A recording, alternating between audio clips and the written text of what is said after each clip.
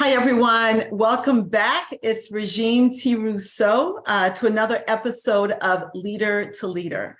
Today, I am excited to chat with Angela McCrae. She's the executive director of the Association of African American Vintners. She's also the founder of Uncorked and Cultured. Now in its 21st year, the Association of African American Vintners is growing rapidly, up 500% in membership since June of 2020. At the helm is Angela. She is a media communications and content expert, and she is tasked with building relationships between members and the public. She's tasked with increasing donations and facilitating events and conversations.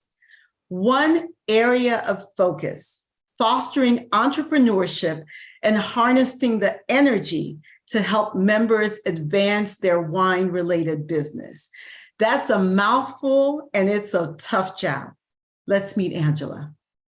Angela, I just read your bio, and before we get into all of your accomplishments, I'd like to start with this question. In your own words, which title best describes who you are, the type of leader you are, and really who you want to become?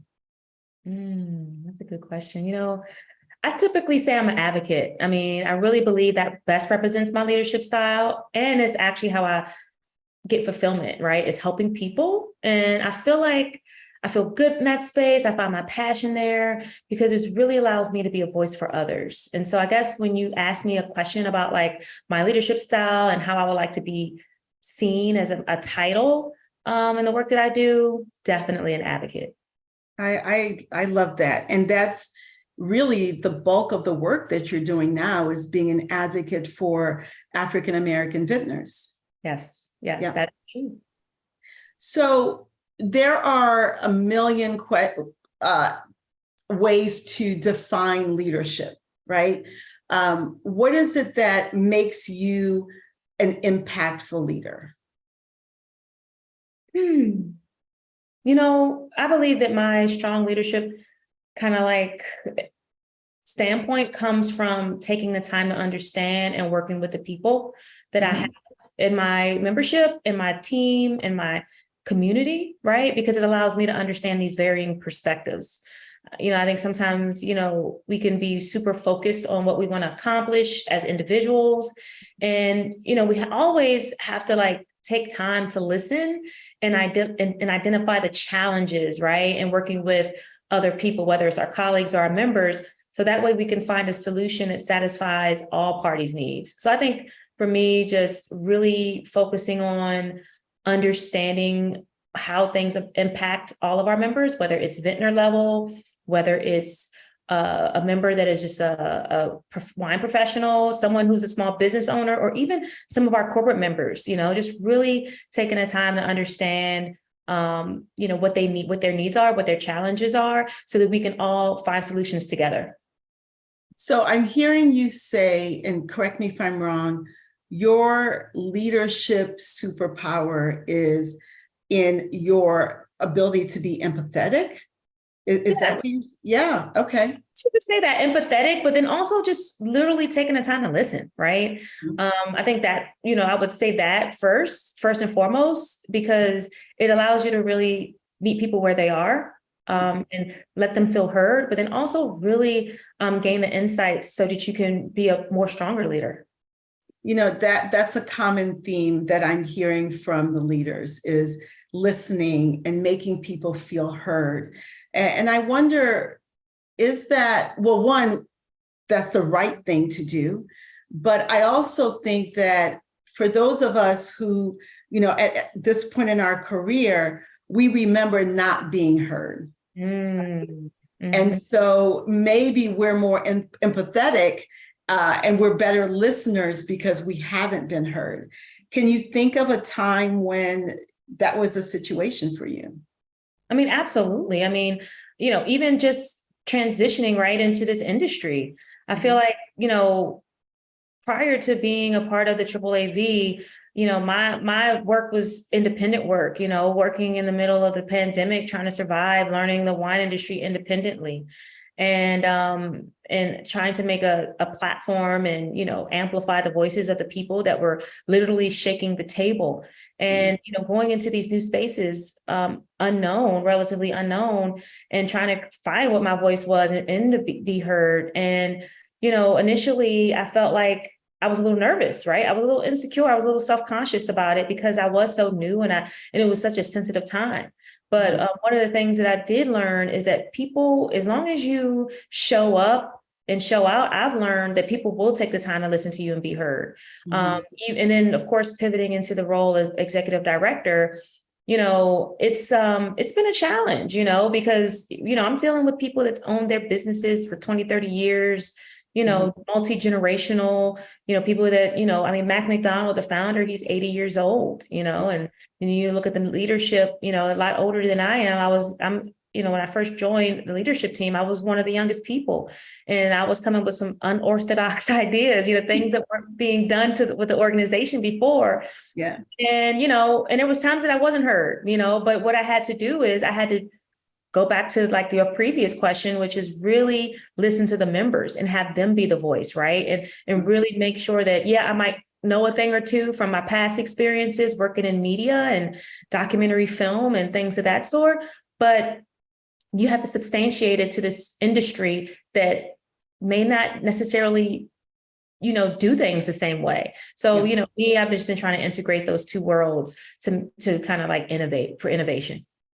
So you made me think about somebody who is younger and they are in a leadership position. And they're probably in the same position that you were in, where they're like, okay, I'm new, everybody else is older than I am, more experienced in terms of the length of time in the industry. How do you stand up for yourself? Like, what advice would you give to that younger person coming in?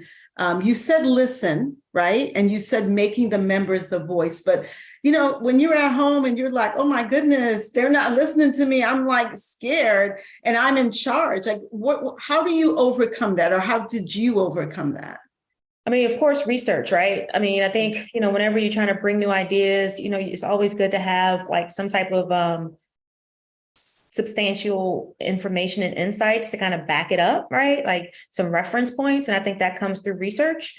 But then one thing that I love to do is volunteer. I think when I was a young person starting my media career, whether it was as an audio engineer, as a filmmaker, or working at a major, television network and studio, I would show up and volunteer my time. I would help people that needed help without expecting, right, a certain type of return. I just did it authentically because we're always a student. And I feel like, with the younger generation, they have so much information at their fingertips, which is a powerful thing, a powerful tool, especially when it comes to research, finding that research to kind of give those insights, but then to kind of meet older generations where they are. I think it's just showing up and volunteering their service and their time so that relationship building can really start taking form.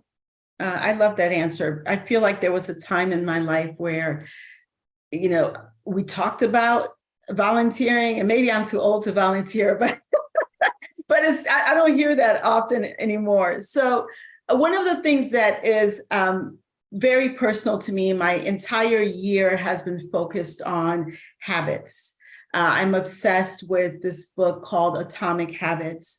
I work on my habits, and I really look at which habits serves me and which don't. And I think that strong leaders are focused on their habits. So I'm curious to know if you have a routine or something that you do every day that attributes to your success. That's an interesting question because I'm not the best when it comes to self-care or routines on a day-to-day basis, to be quite honest with you. I think, I'm more of a team, kind of like being a part of something person, which is why, being a part of AAAV is super impactful and I find passion there. But I would say that, as far as just a tactical practice that I do just throughout every level of my career, is a habit of showing up and finding comfort in discomfort. So it's not necessarily like a ritual. Wait a minute. We need to take a pause after that one.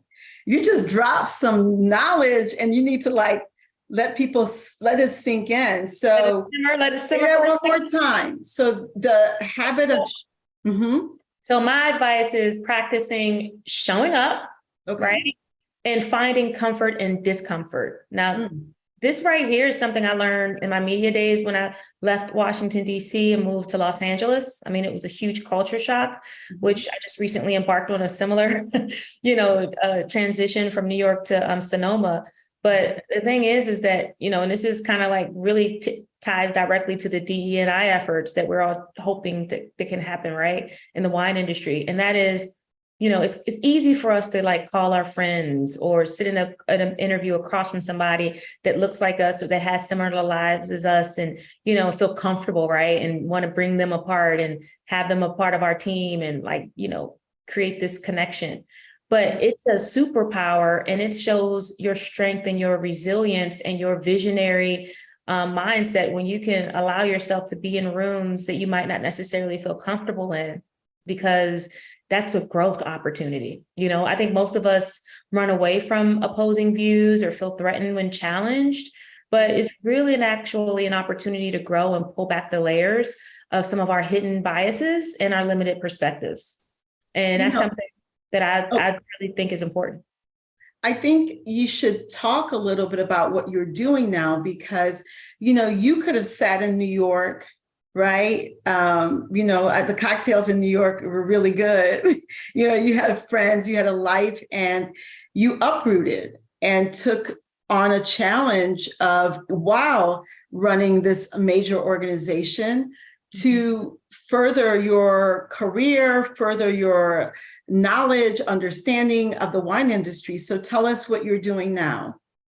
Yeah, so I have the pleasure, the privilege, the opportunity to be able to be a Silver Oak apprentice for 2023 and 2024. This is the second year that they've done their apprenticeship program. And I felt like if I really am a wine leader, if I really want to be a leader in this industry and create pathways for our members, as well as be an advocate for those that are looking to excel in this industry that should traditionally be overlooked, that I needed to understand the business from the inside out. And so, through the Verasian Project and Silver Oak, I was selected as one of two of the recipients for their apprenticeship program, which is allowing me a chance to go through their businesses, starting in, from viticulture, production, fulfillment, warehouse, customer care, marketing, trade shows, wholesale distribution, tasting room management, all of those things. It allows me a sense to kind of get a bird's eye view and into the operations and workings of a winery and a brand.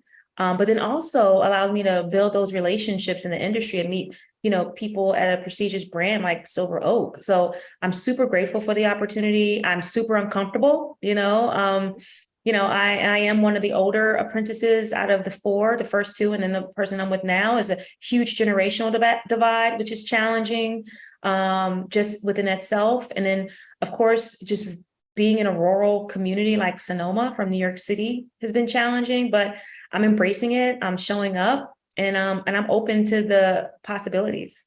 I love it. I am a board member of the Verasian Project. So I'm super proud of you. And I have to tell you, a little jealous. I'm like, oh, I've worked for a distributor. I've done some things, but I haven't done all of the things. So I'm glad that you have that year. Okay. So here's what I want to talk about next. We talk about our accomplishments, what we're doing. And I love that you shared a little bit of the struggle that you've had in the past and you're currently having. But I like to talk about the good, the bad, and the ugly when I interview someone. And Okay. specifically what I think of a comeback story. I think we all have had a comeback story, and we'll have several comeback stories in our lives. So do you have a comeback story? And can you tell me what happened and where you were and what you came back from? And this could be a little long-winded, so I'm going to try to be succinct as possible. But I mean, that's a good story. We got time for tea. Oh, you want some tea? I got some. No tea, no tea. Well, funny enough, how I got into the wine industry is somewhat of a comeback story, right? Like, I mean, for over 20 years, I worked in media, whether it was broadcast journalism, post-production, working at a studio, documentary film. I've always done things behind the scenes from a production standpoint. Mm-hmm. And so during the pandemic, or right before the pandemic, rather, so I moved to New York in August 2019 is when I moved to New York City. Okay. I was working for a documentary film company. I relocated from Los Angeles to New York because the company was based in New York. And I felt like I needed a change because I had just turned 40. The big 4-0, right? Ooh, the big 4-0. The big 4-0. And so literally, I was on this whole like new wave thinking, right? Because I'm like, okay, I'm 40. What does 40 look like? And I knew LA wasn't it. Okay. So came to New York, realized that the company I was with wasn't it. Mm-hmm. So I treated myself to a Freedom 40 trip. Freedom 40 is what I called it. Okay. And it was 40 days in Africa. So I traveled around 6 countries. Wow. Where'd you go? So I started out we started in December 2019. It was just me and my friend. We literally bought our flight 2 weeks before we left. Okay. We went to the year to return in Ghana. So we did about 9 or 10 days there. We went to Senegal, Kenya, Egypt, Ethiopia, and then we ended in South Africa. And let me tell you, we spent 2 weeks in South Africa. The last week we were in Stellenbosch, and a girlfriend of mine, she literally created this whole beautiful itinerary to go to Stellenbosch and see the wines, right? Mm-hmm. And the one place that she took us was Seven Sisters, which is a woman-owned vineyard and tasting room and brand. And it's one of the first ever to have a facility to really, produce wines and have a place for people to come to. And when I was there, I was just wanted to enjoy the experience, right? Of course, I was documenting my trip. At the end of the day, I consider myself a filmmaker. I've directed 3 films, but I was just trying to enjoy myself. And my friends were like, no, Ange, you need to talk. You need to get this interview. Mm-hmm. And literally I sat down across from her and another woman that were really creating equity and inclusion. Wendy Peterson and Vivian both are doing amazing work in South Africa. And if you go to the Uncorked and Cultured YouTube, you can see the video. It's an amazing video. I was going to ask you about that. Okay. And it just tells the story of how Black women in America is the #1 consumer for Black wine producers in South Africa because they can't even sell their own wine on their shelves. Oh, I did not know that. Wow. Yeah. So the same challenges we have here when it comes to distribution pipelines and working with retailers. I mean, they may not have the 3-tier, wine distribution, system that we have here, but they definitely still have the Good Old Boys network. And so without having those, especially in South Africa. Exactly. And the history of South Africa's wine industry is very unfortunate, and it really shed my eyes, right? So then when I come back to the United States, the pandemic hits, and I realized I didn't have a job, right? I left my job in the documentary film company. So I left. So now I'm like, okay, I thought I was going to come back with this whole, Freedom 40, Eat, Pray, Love, my comeback story. And I thought it was going to be something with media and things. Yeah. The pandemic hit, right? And it was a reality check. And I mean, wine was my coping mechanism. Like I was doing social hours with my friends virtually because I was new to New York. I didn't have friends in New York. It was a huge transition at a very vulnerable point in time. And I saw that one of my aunt, she was buying wine and had wine delivered to her doorstep. And so, my comeback story is literally pivoting into a new industry at 40 with no prior wine experience. And technically, this probably would have been considered my 3rd career, right? Because of, the stuff that I was doing in broadcast journalism, I was an audio engineer. So that's super specific. Then when I went to LA in my 30s, that was a very much, studio-based thing. And now in my 40s, I'm in wine. And I'm grateful because, the industry embraced me. I mean, and I've been able to, accomplish things and be recognized for it. And even through, what this conversation we're having now, leader to leader, like I'm super grateful for it. But to be honest, it's still a struggle, right? As you know, as an entrepreneur, it's a struggle. Getting this historically homogenous industry to see the value in Black people, whether it's consumers or entrepreneurs, is still a struggle. I mean, we're producing the State of Black Wine Business for Black Business Month, and I'm hoping that we could get the support from the industry and to kind of be there and to support us. Hold on 1 second. I want you to take a pause because you're again throwing something that's really important, but I think we need to address it. So I want to go back and then we're going to come back to where we are. First thing is I love your comeback story. And here's what I heard you say. Earlier, you said, I'm not really good at self-care. But what I heard is that you're good at showing up for yourself. The fact that you left the job, you took this trip, and then you come back to not having anything, because I think we always have something, and then you created another opportunity. So, I don't want to put anything on you, but that is a superpower to be able to show up for yourself. That's huge. So we can't let that go. And I think that that's what part of what leadership is about. We all have these moments of whatever you want to call it, failure, loss. And then there is something in us that moves us forward. And I hear that it's the ability for you to show up for yourself. So congratulations on that. Thank you. You got me a little emotional right now with that. So I appreciate it. Yeah. And it should be emotional, right? And this is why I asked this question is we can sit around and talk about all the pretty stuff, right? But to get to where you are, we are, and not to compare anywhere, there's some ugly stuff, right? And we live through it. So thank you for your vulnerability.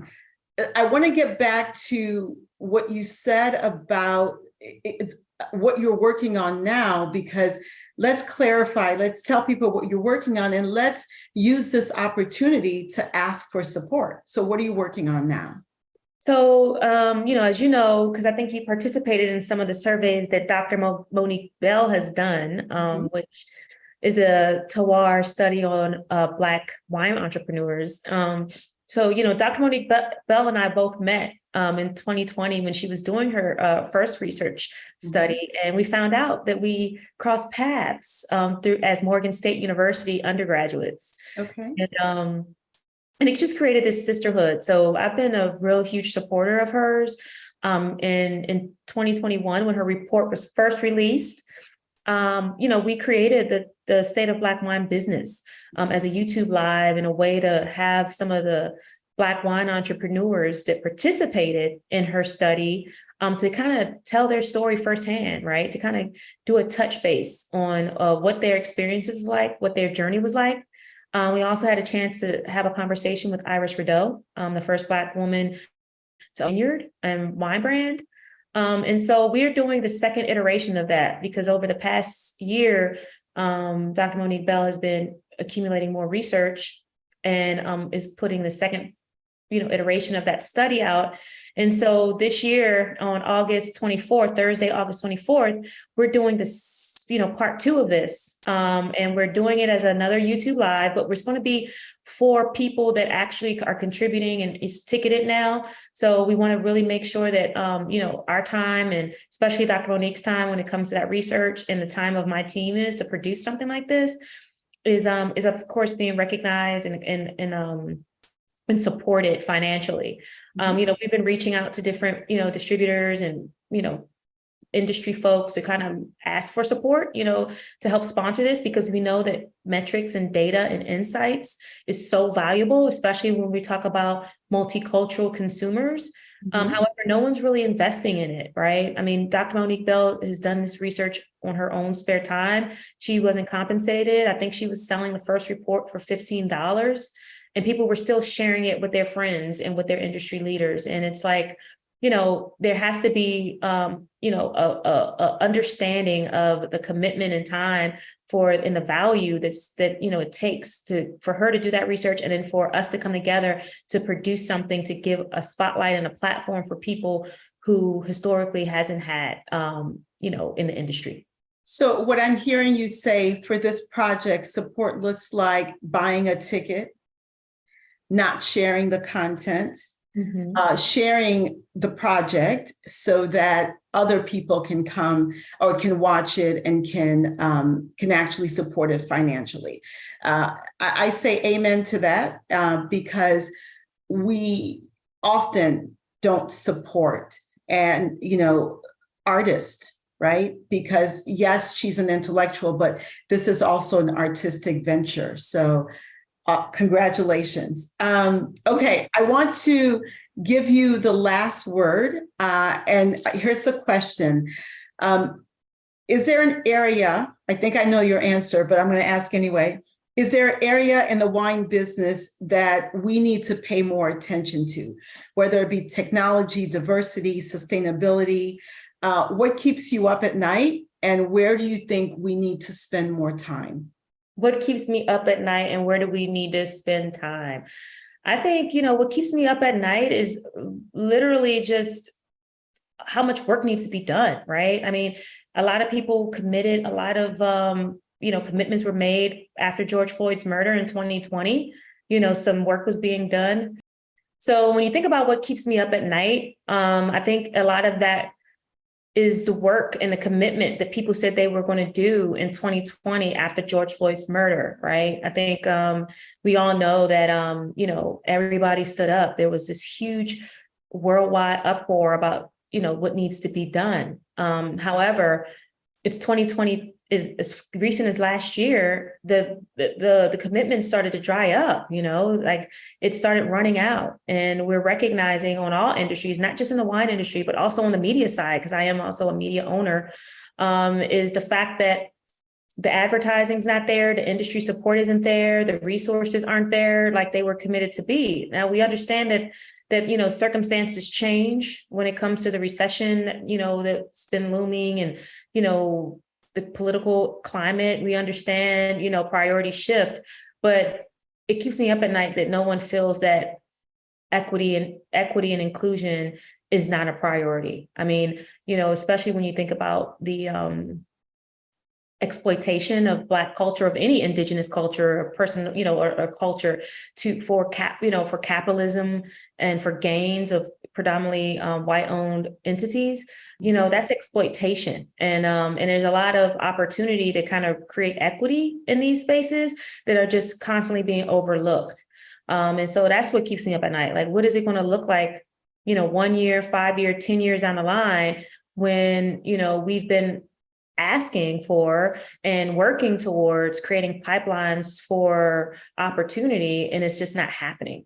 And so I'm hoping that, the larger distributors, particularly because they are the gatekeepers, right, when it comes to supporting Black wine brands specifically, really understand the value and take the time to do the research and get the numbers to see the value of what the possibilities are when it comes to creating equity for wine brands here in the States that are Black owned. Okay. I appreciate your honesty, because I've had this conversation with a few organizations who were receiving funding that they really needed right after the murder of George Floyd, and maybe another year. And then those commitments have not been honored or continued. So that's huge. Is there any other way that we can support what you're doing? I mean, you've been very clear, buying tickets, putting our money where our mouth is. Anything else that we can do to support your efforts? Absolutely. So the Association of African American Vintners, we just launched a huge partnership with Breakthrough Beverage, which is a distributor, right? So Congratulations. Yeah. thank you. And so for the Black Business Month, they are doing a $10,000 matching grant. So what that means is anyone that contributes to AAAV Mhm. this month, during the month of August, will be matched by Breakthrough. So that's a huge win for us because that'll allow us to raise $20,000 this month. If we can get $10,000 raised, then that means they will match up to $10,000. So that's a huge opportunity for us towards our AAAV Wine Entrepreneur Grant, which is literally aligned with supporting Black businesses during Black Business Month so that they can have a grant towards their growth in marketing, innovation, and operations. So that's a huge one for us. And then also always looking for ways to partner. So whether you want to become a member, the Wine Enthusiasts, our membership benefit incentive is happening this month as well. So any new members who have never joined AAAV can get 50% off their first year membership. So that's happening throughout the month of August. And then of course, we have our symposium coming up in March 8th through the 10th in Napa Valley. So we definitely want and need support from the entire industry. Even though we advocate in making wine inclusive, we are an inclusive organization. So all of our members are not Black. We have members that are like Latino, we have white, Asian, we have a very diverse membership. And so we would like to see that represented at our symposium in March. I love it. Well, I attended the last symposium and it was amazing. So I'm hoping to make the next one. Angela, I want to say thank you for your work. I know it's not easy. We just make it look really easy on Instagram. So thank you so much for everything that you're doing. And we are looking forward to continuing to support you. Thank you so much.